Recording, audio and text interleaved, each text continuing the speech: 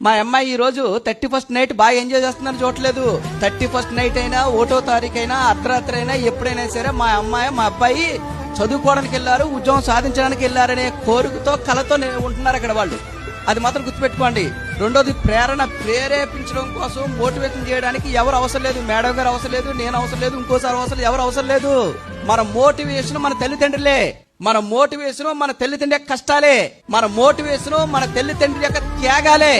మన మోటివేషన్ మన తల్లిదండ్రుల యొక్క కోరికలే. మన మోటివేషన్ మన తల్లిదండ్రులు మనం ఏం కావాలని కోరుకుంటున్నారో అవి చూపించడమే. అవే మోటివేషన్ అండి. నిత్యం మన మైండ్ లో తిరుగుతూ ఉంటాయి అవి. కాబట్టి తల్లిదండ్రుల కోసం పోరాడండి, తల్లిదండ్రుల కోసం కలలుగానండి. 1వ తారీఖు నుంచి ఉదయం 5 గంటల నుంచి రాత్రి 10:30 వరకు ఒకటే మనం ఎందుకు వచ్చామో దాని మీద మాత్రమే దృష్టి పెట్టండి. కాబట్టి 31st నైట్ అంటే ఎంతవరకు అంటే మన సంవత్సరం మారింది అంటే హ్యాపీ న్యూ ఇయర్. ఈ సంవత్సరం మన కొత్త వరవడితే వెళ్ళాలి, కొత్త ఆలోచన తెల్లాలి, కొత్త ప్రణాళిక తెల్లాలి. ఈ ప్రణాళికలు గాని వరవడి గాని ఆలోచన దేనికోసం? మన భవిష్యత్తుని నిర్మించుకోవడం కోసం, మన భవిష్యత్తుని నిలబెట్టుకోవడం కోసం, మన జీవితాన్ని నిలబెట్టుకోవడం కోసం ఈ ప్రణాళికలు వేసుకోండి ఈ రోజు.